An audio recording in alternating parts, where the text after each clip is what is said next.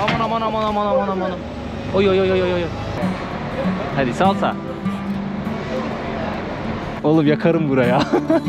Çabuk çizin bizi. Manzarası çok güzel. Bir de o manzaraları izlerken yüzmek ayrı bir keyifli. Takkiye düştü kel göründe olmasın da. Burada yaşayan halkları temsil ediyor. O 6 yıldızdan bir tanesi de Türkiye'nin aslında. Türklerin yıldızı olarak şey yapıyor. 1389 yılında bu toprakları fethediyor. Evet. Ha, Türkiye'den mi geldiniz? Evet, az önce sizi pazarda gördüm. Tam ben de onu düşünüyorum. Benim Rusya var. Burası çok ucuz. Asgari ücret 300 euro ama 300 euroyu çok az alıyor insanlar. Benim hala aklım Belgrad'la Karadağ'da. Kosova üzdü. Bu olmadı. Bu olmadı, yazdık. Bu olmadı, Kosova, yazdık bunu. Kosova'da şu ana kadar geçirdiğim en verimli 15 dakika burada olmuş olabilir.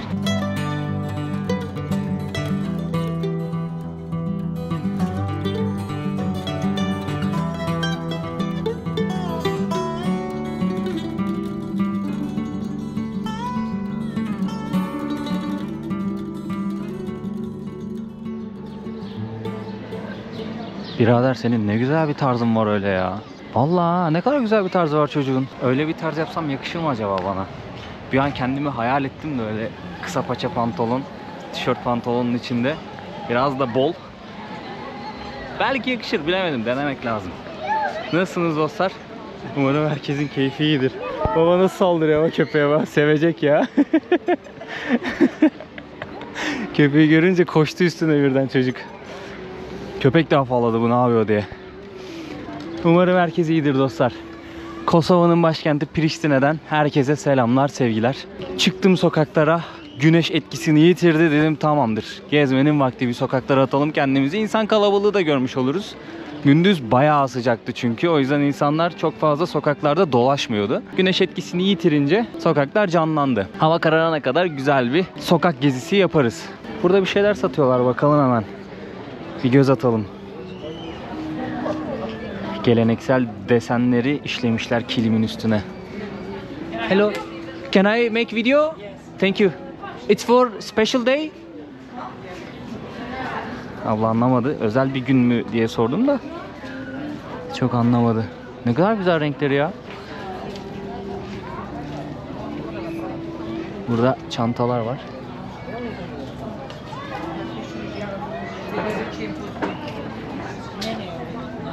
Rengarenk vallahi hepsi. Burada da Arnavutların giydiği yöresel kıyafetler ama çocuklar için olanı. Erkekler için, kız çocukları için. Yani oğlan çocukları için, kız çocukları için. Ha, burada maketin üstüne göstereyim sizlere. Kız çocuklarının giydiği yöresel kıyafet. Baksanıza ne güzel. Burada sağlı sollu böyle tezgah açmış ablalarımız. Evet, erkek görmüyorum. İleride bir tane abi var sadece. Ha, şurada da 2 tane amca var. Arnavutların takkesi. Şöyle elime alayım göstereyim. Üzerinde Arnavutluk bayrağı var. Burada nüfusun çok ama çok büyük bir kısmı Arnavut olduğu için tabii ki de onların gelenekleri, örfleri, adetleri. It's takke, right? 5 euro. 5 euro. Can I try?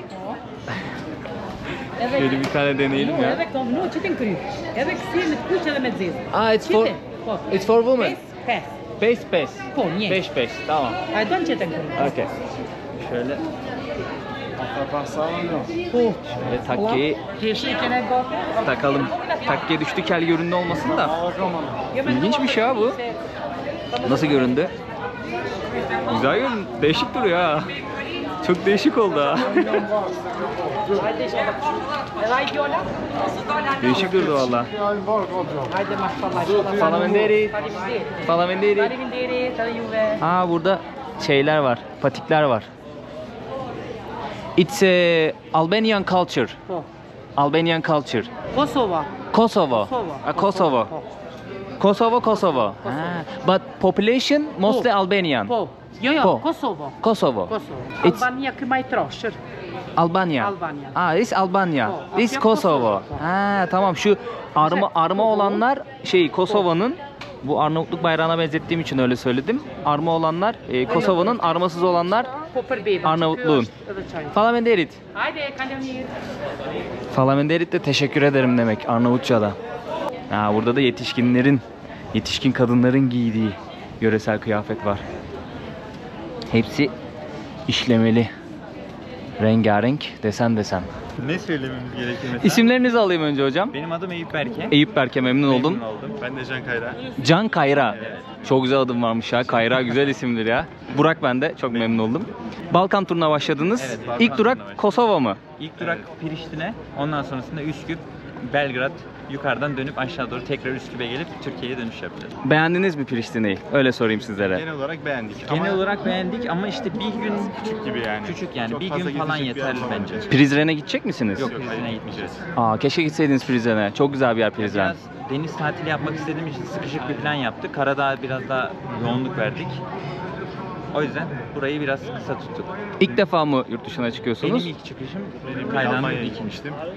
Nasıl peki Almanya ile burayı kıyaslarsan? Almanya ile burayı yani fiyatlar olarak aslında çok yakınlar bence birbirlerine. Hani işte pizzalar olsun, yemekler konusunda bence bayağı yakınlar. Marketleri de gezdik. Onlar da gayet yakın yani bence birbirine. Ama insanlar olarak hani Biraz soğuk, sıcakkanlı değiller sanki. Konuşma, evet hani dilleri de öyle. iyi gibiler. Konuşurken Bir biraz de dilleri sert de gibiler. çok sert bence. Arnavutça Almanca'ya benziyor biraz. Evet, O biraz sertlikte, benziyor, evet. Aynen. Bilmiyorum. Gırtlaktan Almanya'da ben bu kadar konuşuluyormuş hissetmemiştim.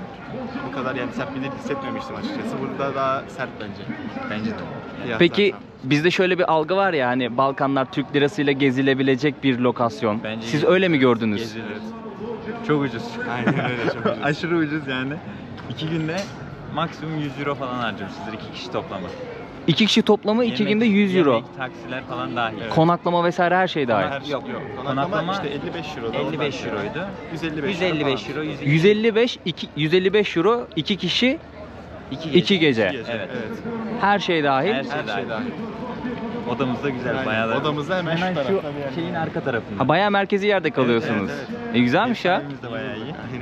Aynen. Airbnb'den mi kiraladınız? Booking'den. Booking'den kiraladınız. Güzel. Toplamda kaç gün yapacaksınız planı? Balkanlara kaç gün ayırdınız? 15 gece. 15 gün. 14 gece. 14 gece 15 gün. 14 gece 15 gün.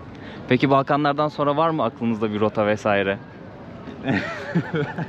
Benim Rusya var. Moskova'yı falan istiyorum. Bali'yi istiyorum.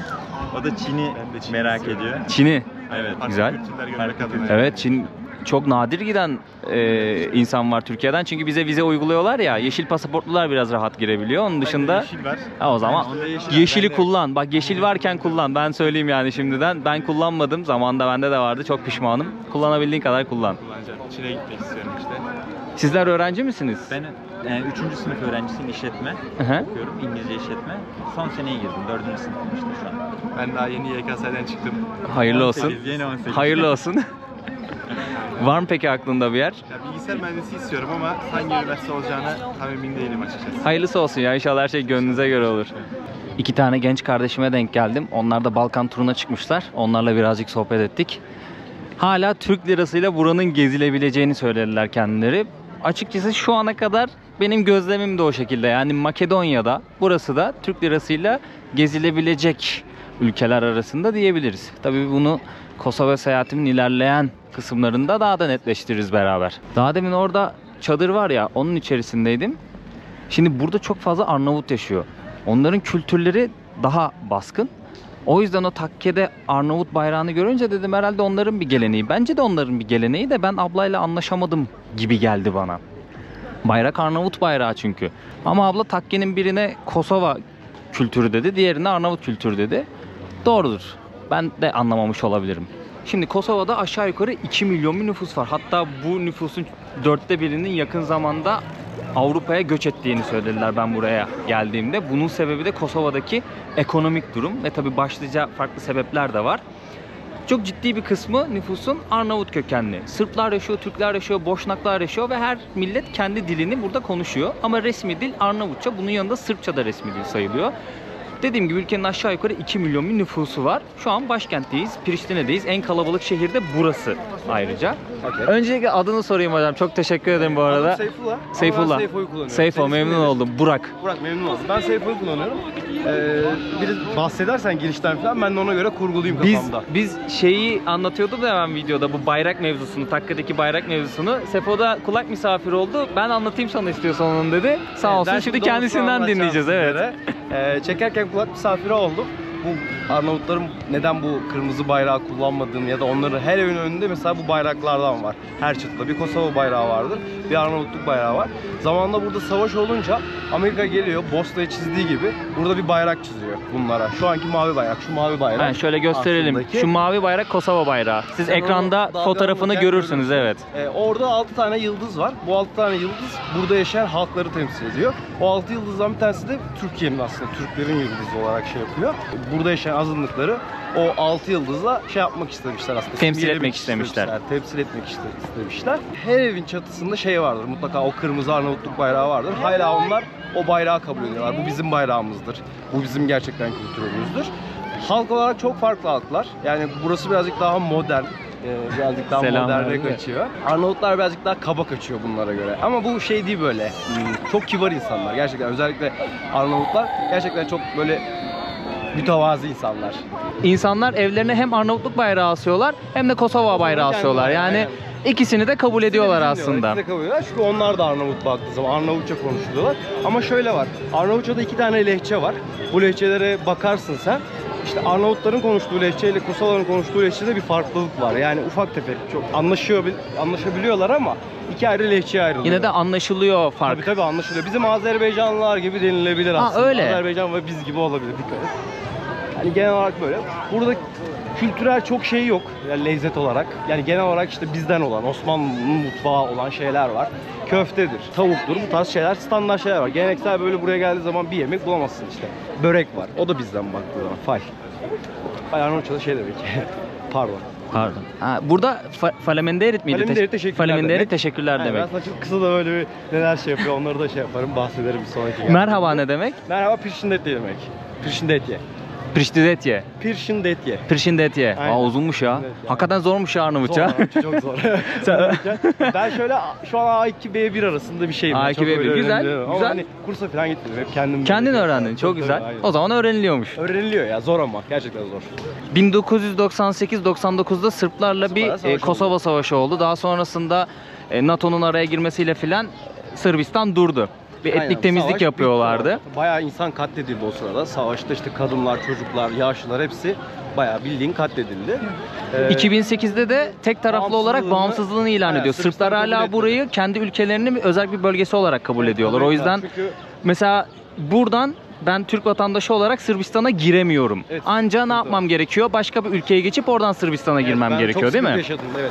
Alıyorlar ama mesela aracı almıyorlar. Biz araç kiralamıştık. Hı hı. Ben diyor pasaportunu alabilirim senin. Türk pasaportunda bir sıkıntı yok diyor. Ama arabayla giremezsin diyor. Ya da arabaya etiket yapıştırman gerekiyor. Bildiğin bayrağı ve RKS bunların araba Hı hı. kodu. Onları gizliyorlar. Aa. Aynısını onlar da yapıyor bunlara. Borderlarda böyle bir şey var. Yani Geçişlerde. Sırbistan'dan buraya girebiliyoruz. Biz Türk Girebiliyoruz, vatandaşları evet. olarak da. Girebiliyoruz, bir sıkıntı yok. Kosova'dan giremiyoruz ama Sırbistan'a. Yok, girebiliyoruz ya, yok bir sıkıntı. Yok mu bir sıkıntı? Yok bir sıkıntı. Aa, internette her yerde giremiyorsunuz Yok, yok. olarak Ben yazıyordu. kendim gezdim ya. Girebiliyorum. Yani şu Hala an ben mesela girebiliyorum. istesem buradan Belgrad'a gidebilirim Kosova'dan. Belgrad'a gidebilirsin. Gerçekten mi? Kesinlikle. Aa, internette çünkü böyle bir bilgi dolaşıyor. Şöyle yaparsın. Üsküp'ten geçersin. Üsküp buraya 1 saat. Ha işte onu diyorum yani Kosova'dan Ben kendim Sırbistan'a geç. girdim. Kosova'dan Sırbistan'a. Evet, tabii Kosova'dan Sırbistan'a Yani girdim. üçüncü bir ülkeye girmeme Hayır, gerek yok. üçüncü ülkeye girmeye Çünkü gerek ben yok. şöyle biliyordum. Kosova'ya girdim ya mesela ben şu an. Atıyorum nereye gideceğim? Karadağ'a geçeceğim. Bosna'ya geçeceğim. Öyle Sırbistan'a gideceğim. Yok, Sırbistan öyle yani kabul şöyle ediyor diye biliyordum. Problemler yaşanıyor mutlaka. Çünkü birazcık da şeyler. Türkleri de çok sevmiyorlar. Sırplar mı? Aynen. Sırf polis özellikle çok polisle alakalı bir şey. Mesela belki ben polisine denk gelmişimdir. Ben 1-2 kere de girdim bu arada, yani şey değil. Sıkıntı yaşadan bir polisle denk gelirsen almayabilir, öyle bir durum da var. Çok fazla dilenci de var Kosova'da bu arada. Yani herkes geliyor böyle yerlerde. Ekonomik durum biraz kötüymüş, o yüzden mi acaba? Maaşlar bize göre düşük. Ne Asgari kadar 300 aylık? euro. 300 euro. Aynen. Ev Ama kirası 300 ne euro, kadar mesela? 300 euro. Şaka yapıyorsun. Ben şu an mesela ofis 550 euro. Benim kendi kaldığım ev 450 euro gibi düşün mesela. Oo. Aynen. Ya O ama yüzden şöyle, insanlar Avrupa'ya şimdi geçiş hakkı kazandılar Aldı. ya, Serbest, vizesiz. vize serbestisi Aynen, vize geldi. serbestisi geldi. Şu an herkes nüfusun 1/4'ü gitmiş galiba Avrupa'ya çoğunluğu çalışmaya. Gençlerin özellikle büyük bir kısmı gitti. Zaten daha önce de bunlar Almanya'ya falan gidebiliyorlardı. 3 ay çalışıyorlardı, geliyorlardı. 180 gün, hala 180 gün. Şu an bütün ülkeler açıldı. Bütün Avrupa Birliği açıldı. Bütün Avrupa Birliği ha. Ama böyle hani gittin kaldın diye değil. Bizim gibi 180 gün sonra dönmek zorunda. Ha, İş öyle bulamazsa- kalma yok, dönmek zorunda. Aynen. İş bulamazsa onları da hala Ha. böyle. Ha, böyle dilenciler var, onu diyorsun. Aynen.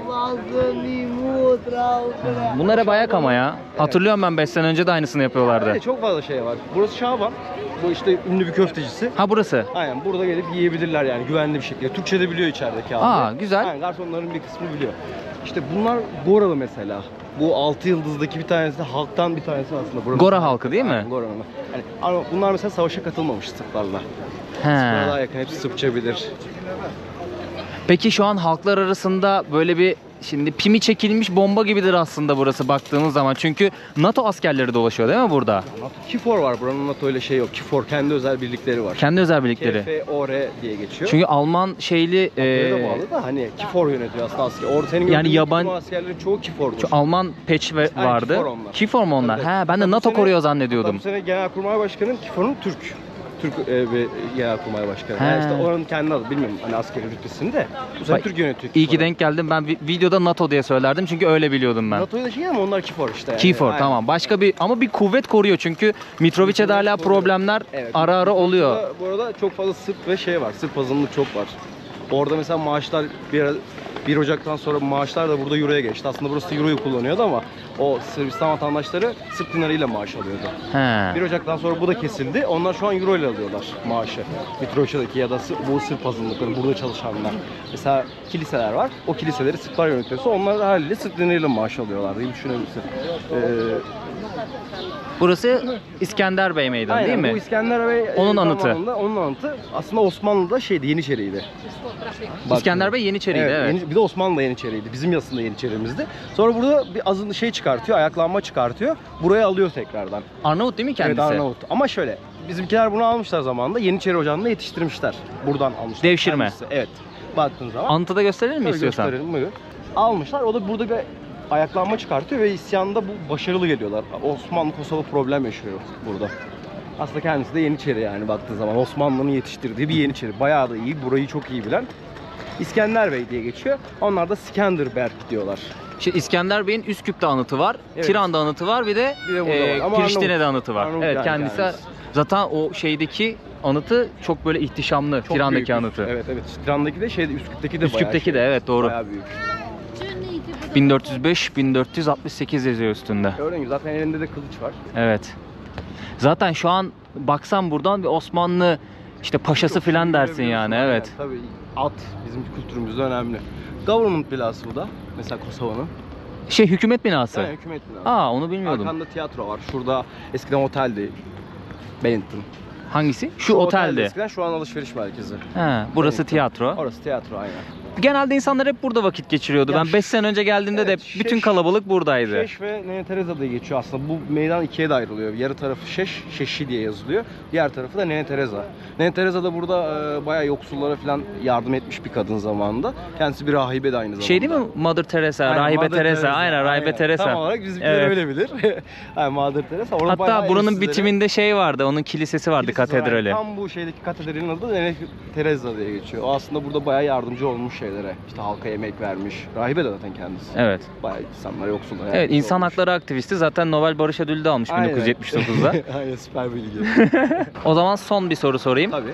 İsimler. Burası pahalı mı sence yaşam olarak? Burası çok ucuz. Yani onu öncelikle söyleyebilirim. Maaşlar düşük ama hani asgari ücret 300 euro ama 300 euroyu çok az alan insan var. Yani genelde 400 kafelerin bir çoğunluğu 400-450 euro bareminde şey yapılıyor. Ücret veriyor. Öğretmenler, polisler falan 500-600 arasında. Doktorlar da 700-800 diye gidiyor. Yani genel olarak şey böyle maksimum burada 700-800 euro alınabiliyor devlet dairelerinde. Ama 700 euro burada gerçekten güzel bir rakam. Çünkü neden güzel bir rakam? Herkesin evi var burada.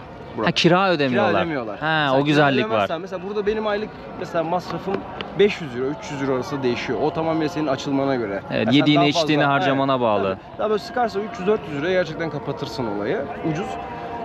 İstediğin gibi dışarı çıkıp yemek yiyebiliyorsun. Çok ucuz. Yemek 5 euro. 5 euroya burada 2 kişi bile doyar. Yani ben şahsen burada 2 kişiye 5 euroya yemek yediririm. Türk lirasıyla gezilir mi sence Kosova'da? Kosova'da kesinlikle Türk lirasıyla gezilir. Ya hala ucuz kaldığı bir yerlerde. Hani euro bazında ama bu sizin gözünüzü korkutmasın yani buraya gelecek insanları. Ne diyeyim? Hayat ucuz.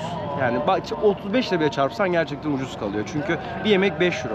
5 euro 35 çarptığın zaman 200 lira yapıyor. Türkiye'de 200 liraya ne yiyeceksin? Bir de 200 liraya burada yediğin şey çok yani. Hani gerçekten et yiyorsun. Abla kamera var ya elimde, ona bakıp gidiyor.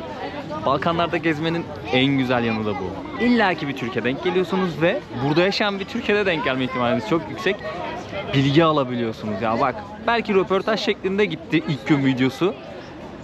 Ben bu videoyu devam da ettireceğim. Bir tane pazar var, orayı da gezip göstermek istiyorum. Orada da insanlarla iletişime geçmeye çalışacağım. Ne kadar güzel bilgiler aldık ya ve burada yaşayan birinden bilgiler aldık. Budur ya abi, budur işte. Bunu seviyorum ya gerçekten. Sokak canlandı. Oh be, gündüz neydi öyle ya, serin serin geziyoruz şimdi. Arkadaşlar şimdi Şaban isimli köfteciye geldim. Burada köfte pişiriyorlar, buranın meşhur yemeğiymiş. Burada salatalar var, böyle salataları da diziyorlar tabağa. 5 adet köfte koyuyorlar, salatayı da tabağa diziyorlar, hepsinden karma. Ne kadar? 3 euro dostlar. İsmi Şaban. Bu da sanırım buranın artık fikir sahibi mi, yaratıcısı mı? Sahibidir, ilk sahibidir. Burası meşhurmuş, o yüzden gelip burada yemek istedim. İzin de aldım abilerden video çekmek için aslında. Burada Türkçe konuşan bir abi varmış ama şu an yokmuş şansımıza. Thank you. Ayran sipariş ettim. Yanına böyle ekmek getirdiler. Menüyü de söyleyeyim size. Köfte 3 euro, tavuk 3 euro, sucuk 3 euro. Thank you. Başka böyle sucuğa benzer bir şey var. Sosis gibi bir şey var. O da 3 euro. Şöyle göstereyim yani. Yiyebileceğiniz klasik şeyler 3 euro. 6,5 euroya karışık bir şey vardı, tabak vardı. Pleskavisa var, o bu Sırp yemeği. Bu 5 euro. Fiyatlar böyle. Hamburgerler 3 euro. 3 euroya karnınızı doyuruyorsunuz, öyle söyleyeyim. Büyük ihtimalle ayran da 50 centtir. 3,5 euroya buradan kalkacağız. 5 adet köfte var. Tabağımda 5 adet köfte var. Şöyle göstereyim sizlere. Yanında salatası var, ekmeği var. Öneri üstüne buraya geldim. Kasada duran abi vardı. Dedim Üsküp'ün de köftesi, kebabı meşhur. Aradaki fark ne dedim? Sadece şekli dedi. Sadece şekli farklı dedi. Oh be, o ızgaranın sesi neydi öyle ya? Şöyle hemen bir tadına bakalım. Lezzetli. Gerçekten lezzetli. Bunun da içini bir tık daha az pişirmişler. Aynı Üsküp'teki gibi. Ama hiçbir şekilde rahatsız etmiyor, onu söyleyeyim. Dün Priştine sokaklarında gezdik dolaştık ama havayı kararttığımız için daha fazla dışarıları göstermek istemedim sizlere. Çok karanlıktı dışarısı. Bugün tekrardan kendimi attım sokaklara. Arnavutluk bayrağı. Her yerde Kosova bayrağı var ve Arnavutluk bayrağı var. Belki de Kosova bayrağından daha fazla Arnavutluk bayrağı vardır. Kosova bayrağı da bu şekilde. Ha bakın, UÇK'nın tişörtü var. Kosova Kurtuluş Ordusu'ydu galiba. 1998-99 yıllarında Sırbistan'la Kosova arasında bir savaş oluyor. Kosova Savaşı. Ha burada bayrağın büyük hali varmış. Bak arkasında görüyor musunuz? Arnavutluk bayrağı, Kosova bayrağı. UÇK Arnavut milliyetçilerinin kurduğu bir ordu. Kosova'yı savunuyorlar, bağımsızlık istiyorlar. Kosova Savaşı işte 98-99 yılında oluyor. Bayağı bir insan hayatını kaybediyor ne yazık ki. Sırbistan hala burayı kendi sınırları içerisinde özel bir cumhuriyet olarak kabul ediyor. Ama Kosova 2008'de tek taraflı olarak bağımsızlığını ilan etti. Her ne kadar Sırbistan kabul etmese de. O yüzden Kosova'yı tanıyan ülkeler var, tanımayan ülkeler var. İnternette yazıyordu. Kosova'yı ülke olarak tanıyan ilk ülke neresiydi? Costa Rica'ydı. Ben de orada seyahat etmiştim. Oradan hafızamda tuttum. Costa Rica ilk tanıyan ülkeymiş. Biz de ilk tanıyanlardan bir tanesiyiz. Hatta Amerika filan da tanımış. O da ilk tanıyanlardan. Zaten Amerika bayağı bir koruyor Kosova'yı. Destek çıkıyor. Velhasıl kelam yakın zamanda böyle bir olaya şahit oldu bu topraklar. Hala o gerginlik var. Hatta yakın zamanda insanların Avrupa'ya göç ettiğini söylemiştim. Videonun bir kısmında, başında olması lazım. Bunun sebebi de birincisi ekonomik sebepler. İkincisi hala burada bir gerilimli durum var. Ülkeyi hala koruyan dış etmenler var askeri güç olarak. Bu yüzden hala Sırbistan'da arasında böyle ufak bir gerilim sürüyor. Yani belki yakın zamanda, umarım olmaz ama bir savaş çıkabilir. Bu olağan bence. Çünkü hala Sırbistan bu topraklara göz koymuş durumda. Kolay kolay vazgeçmeyecektir Sırplar. Öyle olunca insanlar, ekonomi de kötü olunca, bir sürü etmen var bunun içinde. Sadece ekonomiyi ve savaşı, gerilimli durumu tabii ki de öne süremem. Birçok sebep var. Öyle olunca ne oluyor? İnsanlar da çareyi Avrupa'ya, daha huzurlu bir yaşam, daha iyi bir gelir kapısı, bunları kovalıyor. O yüzden bayağı bir insan göç etmiş Kosova'dan. Bir de şimdi tatile gidenler var. Sokaklar bomboş. Tabii şu an sıcak, o yüzden biraz da boş ama ülkenin büyük bir kısmı şu an ülke dışında aslında. Şey gibi oldu, bir Sivassızlar gibi oldu yani. Hani Sivaslılar Sivas'ta yaşamıyor. Daha çok İstanbul'da yaşıyor ya. Öyle bir şey oldu yani. Bu arada dün Seyfo ile sohbet ederken özellikle şeyi sormuştum. Turistler Kosova'dan Sırbistan'a geçebiliyorlar mı diye. Ben araştırdığımda geçemiyorlar diye araştırmıştım. Seyfo da geçebiliyorlar dedi. Siz yine de bir konsolosluğu arayabilirsiniz. İnternetten daha detaylı bilgiye bakabilirsiniz. Bu sınırı kullanmaya çalışan biri varsa onu bulabilirsiniz. Yani gideceğiniz zaman teyitli bilgi alın. Yani bu videolara güvenmeyin. Neden? Çünkü kural değişmiş olabilir. Her an her şey olabilir yani. Belki biz yanlış biliyoruzdur. Doğrusunu bilen varsa yorumlara da yazabilir bu arada. Çünkü ben geçilmiyor diye biliyorum. Seyfo geçiliyor dedi. Çünkü burada yaşıyor. Hani oturum kartı var. Belki onun da bir etkisi olabilir. Bilmiyorum. Araştırın yani, anladın mı? Sadece bu videodan yola çıkarak biz geçiyor biliyormuşuz deyip aman. Oy. You okay? Yes. You okay? Yes. Oy. You okay? Thanks. Abi şuraya bastı da. Tam böyle şuraya bastı. Bura erimiş gitmiş artık. Çok kötü düştü, şuraya çarptı, demire çarptı ya. Lan inşallah bir şey olmamıştır adama.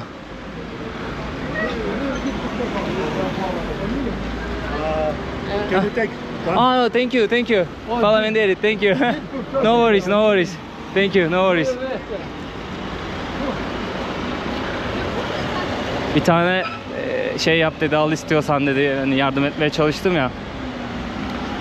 Bazen böyle gergin gibi durabiliyor insanlar ama şu ana kadar işte iki tip insanla da karşılaştım, açık söylemek gerekirse. Yani böyle çok iyi niyetli, güler yüzlü insanla daha çok karşılaştım ama böyle bir tık gergin olan insanla da karşılaştım. Ya abi hayat gailesi, bir şey de diyemezsin.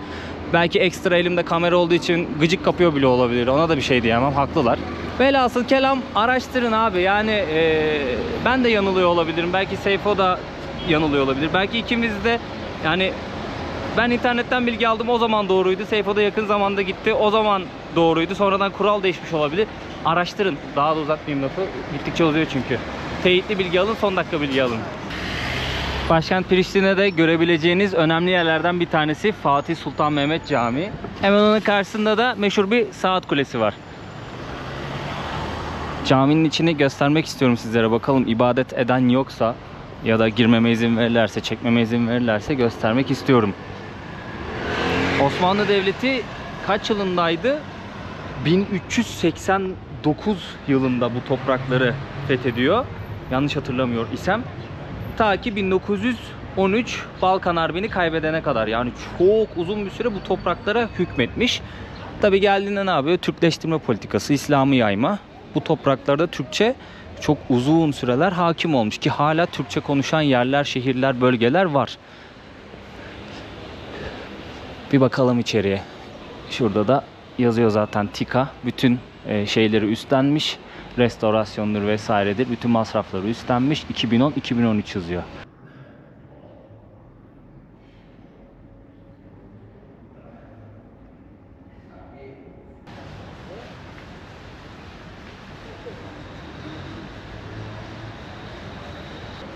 Şurada caminin bir silüeti var. Çok güzel bir cami bu arada. Ben burayı seviyorum. Mimarisi güzel, dokusu güzel. Güzel de restore etmişler. Yani kimin emeği geçtiyse ellerine kollarına sağlık. Çok güzel restore etmişler. Bu cadde üstünde 2 ya da 3 tane camiydi. Yanlış hatırlamıyorsam. 3 olması lazım. İleride şimdi bakalım. Onları da göstereyim sizlere. Aynı cadde üstünde. Merhaba, nasılsınız? İyiyim, ben de teşekkür ederim. Buralı mısınız? Yok, geziyorum ben de. Ha, Türkiye'den mi geldiniz? Evet, az önce sizi pazarda gördüm. Tam ben de onu düşünüyordum. Niye Arnavutluk bayrağı bu kadar var diye. Aa, değil mi? Evet. Çok tuhafıma gitti. Nüfusu çok büyük bir kısmı Arnavut olduğu için Evet. yani aslında şeymiş, yani Türkiye ve Azerbaycan gibi farklılıkları varmış da yine de Arnavut kökenli. Evet. O yüzden varmış yani. Evet. Hatta birkaç tanesiyle otobüste gelirken tanıştım da hani mesela hediyelik eşya almak istesen Kosova bayrağı neredeyse yok. Evet, neredeyse yok. Siz kaç gündür geziyorsunuz burada? Bugün ikinci günü. İkinci gün. Fikirlerinizi söylemek ister misiniz kameraya? Ne söyleyeyim? Yani bence Kosova 2 gün yetebilir gibi geliyor. Yani Kosova dediğim Priştine kısmına 2 gün yetebilir. Ben buraya Karadağ'dan geldim. Karadağ yine, yani Karadağ'dan buraya geldikten sonra hani hiç pozitif şeyler düşünemeyeceğim. Çünkü Karadağ çok güzel. Yani coğrafyası çok güzel, manzaraları çok güzel, hani denizi çok güzel.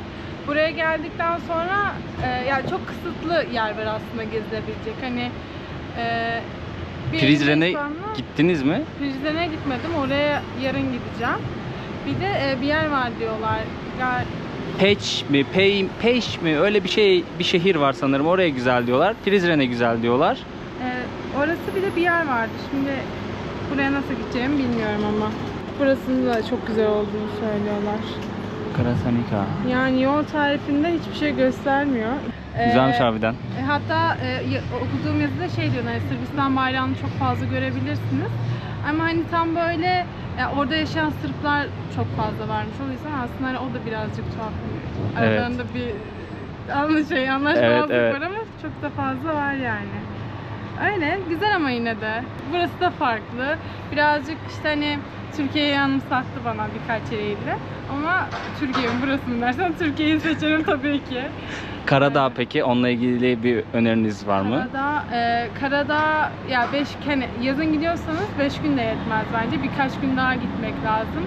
Hani manzarası çok güzel. Bir de o manzaraları izlerken yüzmek ayrı bir keyifli. Ben birçoğunu gezdim. Ama gönül isterdi ki hani o manzaraların hepsini birer kere de yüzeyim. Çok güzeldi. Belgrad da çok güzeldi. Benim hala aklım Belgrad'la Karadağ'da, hani Sırbistan'da daha doğrusu. Sırbistan'da Novi Sad diyorlar. Evet, ben Novi Sad'da çok uzun süre kaldım. Çok güzel bir şehir.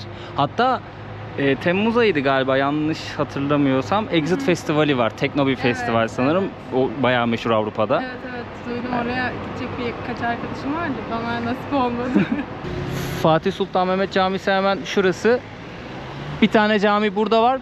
Hemen bir de ileride var. Aynı cadde üstünde 3 tane cami var. Bir de sanırım sağda bir mezarlık olması gerekiyordu. Oraya bir bakalım. Tam hatırlamıyorum.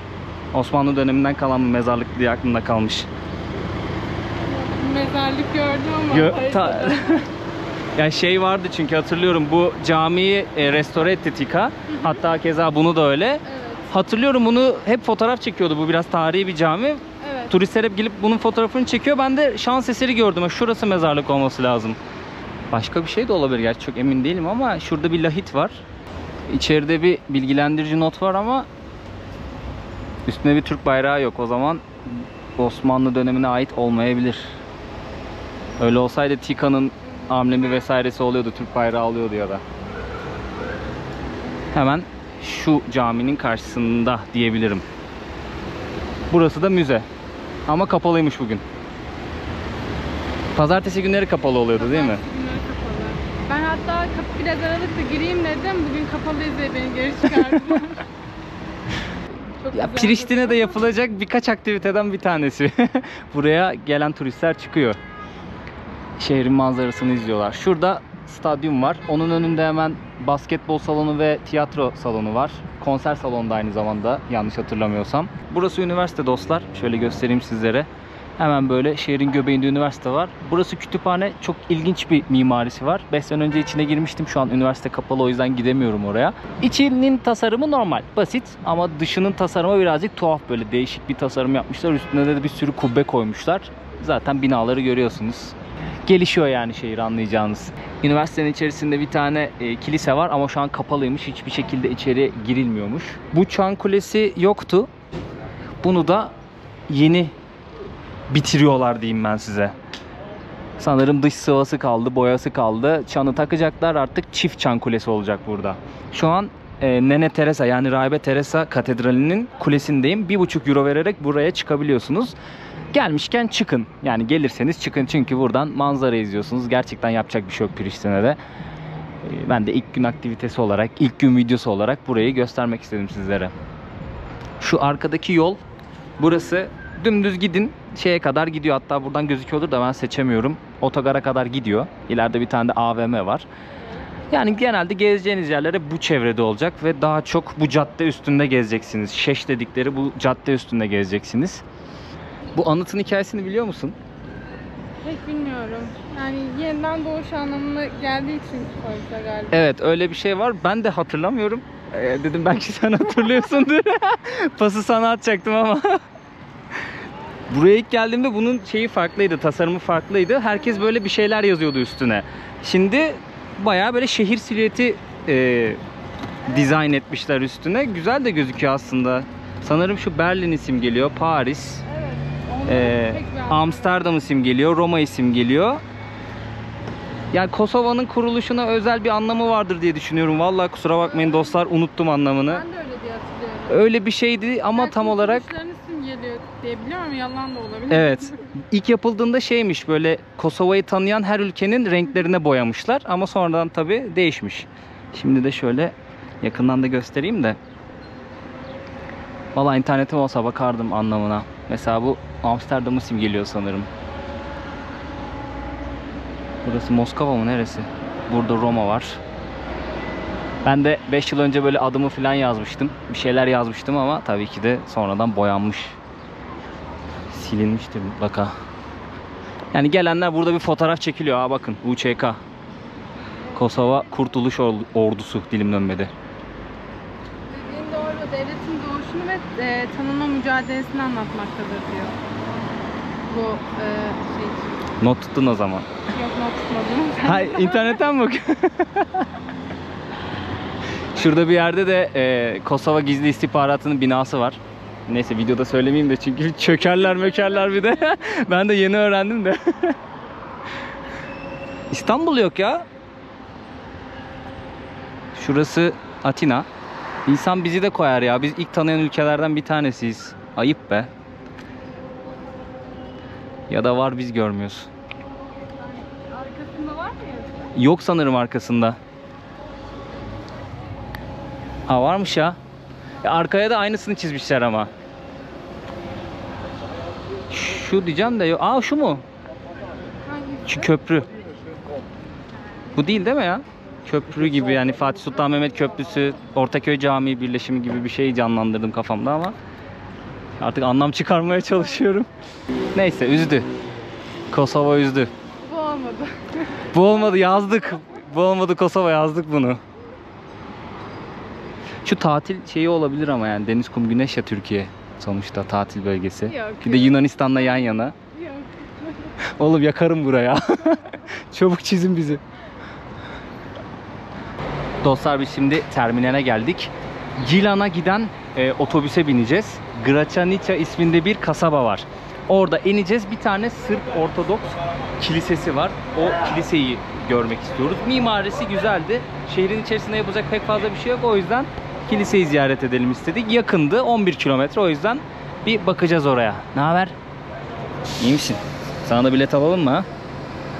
He? Çakal. Bir üstüne atlıyor. Evet, hemen üste atlıyorlar ya.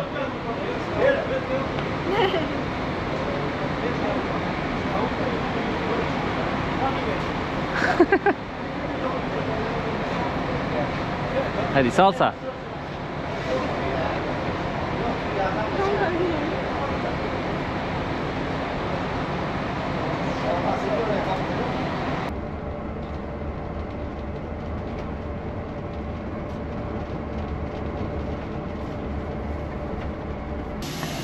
Solamente İtalya. Geldik ha hemen. 20 dakika bile sürmedi ya. Çok kısa geldi. Evet. Gračanica. Öyle bir yerdeyiz şu an. Bir kasaba burası. Sırp Ortodoks Kilisesi'ni görmeye geldik. Sadece mimarisini beğendik. Hadi bakalım, ne tarafta kalıyor? Bence bu tarafta kalıyor. Bir gidelim oradan. Bir gidelim. Bakmıyorum haritaya. Bilmem, bakalım. Çünkü geride indirdi bizi. Daha ben en son baktığımda vardı biraz daha yolumuz. Geride bıraktı bizi. Hemen girişte bıraktı. Buraya gelirken de Sırbistan bayrağı gördük. Belki kasabada Sırplar daha yoğun yaşıyor olabilir. Duygun iyi bu arada. İyi değil mi? Evet. 300 metre falan yürürüz bence. 400. 400 mü? Sırbistan bayrağı var burada. Nerede de var? Evet, komple cadde üstünde Evet. var. Demek ki Sırplar yoğunluklu olarak yaşıyor Evet. burada. Hala alışamadık medeniyete ya. Yani yaya geçidinde durmanız yani geçmeniz gerekiyor, durmanız gerekmiyor. Adım atmanız lazım ki dursunlar. Ha bu arada şey yasak diyor. Silahınızı bırakın, fotoğraf çekmek yasak diyor ama içinde yasaktır, belki buradan çekebiliriz bence. Ha bunu görmeye geldik. Normalde bilet kesiliyor ama kesmediler bize. Evet, şanslıyız. Hala aktif ibadet varmış burada. Haklı çıktık. Kasabanın çok büyük bir kısmı Sırplardan oluşuyor. 14. yüzyıl dedi çocuk. Şöyle dışarıdan sadece gösterebiliyormuşum. Şuradan göstereyim. İçini çekmek yasak dedi. Ayıp olmasın, biz de çekmeyelim. Kiliseyi ziyaret ettik. Have a good day. Açık söyleyeyim, belki de Kosova'da şu ana kadar geçirdiğim en verimli 15 dakika burada olmuş olabilir. Bu bütün detaylarıyla anlattı ya. Bu arada kilisenin içi çok güzel. O bütün freskleri korumuşlar. Hatta çocuk şey dedi işte, Osmanlı döneminde buraya gelmişler. Sanırım camiye çevirmemişler ama. Yok. Biraz böyle bir hasar verilmiş. Yakmışlar. Evet, dedi. yakmışlar. Bir hasar verilmiş. Sonra onun üstüne 16. yüzyılda tekrar daha çizimler yapmış. Sonra freskleri çizmişler. Şu an hepsini görebiliyorsunuz. Çocuk tek tek bize merak ettiğimiz her şeyi açıkladı. Böyle 15 dakika hızlandırılmış bir tur yaptı. Güzeldi. Hem tarihi bilgi verdi hem dini Evet. bilgi verdi aslında. Bence biraz da biz geç saatte geldik ya. Evet, onun avantajı vardı. vardı bir de. Güzel şeyler. Ben hiç bilmediğim şeyler öğrendim mesela. Valla siz konuştunuz, ben dinledim, çok verimliydi. Güzeldi yani. Ya Priştine'de gelişi de çok kolay aslında. Evet, zor değildi. Böcek mi vardı? Yani varsa böyle vaktiniz, bir saatinizi almaz yani, buraya gel, ziyaret et, dön, bir saat diyelim hadi. Zaten çok büyük Değişiklik görünüyor olur. ama çok küçük yani. Evet, fotoğrafta çok büyük gözüküyordu. Bir geldik böyle minnak bir şey. Güzeldi bence. Güzeldi. Orada da bir şey var ama. Evet, meydanda Sırbistan bayrağı var. Kesin orada milli kahramanın heykeli vardır. Buna benzer Priştine'nin merkezinde de yok muydu böyle bir heykel varsa? O İskender Bey heykeli. Değil mi? İskender Bey, Çok benziyor duruşları. evet. O değildir ama bence ya. Değildir bence de. Yani Sırbistan bayrağı var çünkü. Çok ilginç değil mi? Kosova'nın içinde bir sürü bayrak var. Bir sürü bayrak var. Burası biraz küçük Sırbistan gibi. Evet. Dediğin gibi ben de en keyifli vakti burada geçirdim şu ana kadar. Ve o kadar güzel akıcı anlattı ki çocuk. Evet. İngilizcesi de iyiydi, anlaşılırdı. Evet. Bir de bilgili yani. Bayağı bilgili. Kur'an'dan da bir şeyler Evet, anlattı. sadece kendi dinini değil, bütün dinleri aynı büyük ihtimal araştırmış, öğrenmiş. Ama hala şeyi anlamadım. Cennetin koruyucusu kim? Bir tane böyle fresk gördük. Cennetin kapısını temsil etmiş. Önünde bir tane melek var. Melek ama alevler içerisinde. Yani öyle o şekilde koruyor kapıyı. Kimse girmesin diye. Ama ismini bilmiyorum. Yani biz Çok hangi değişik isimle bir isim. çağırıyoruz onu bilmiyorum. Kerbe K'li bir şey dedi de şu an hiç hatırlayamıyorum ya. Ha? Bizimkiler kapışıyor yine. Şşt, şşt, şşt, şşt. Yeniçeriye benziyor ya bu. Evet. Heykel 14. yüzyıldan kalma efsanevi bir Sırp şövalyesi Miloš Obilić'e ait. Japonya'daki bir heykel kadar havalı diye tasvir etmiş. Yani Şövalyeymiş 14. abimiz. Aynen 14. yüzyıldan kalma efsane bir Sırp şövalyesi diyor.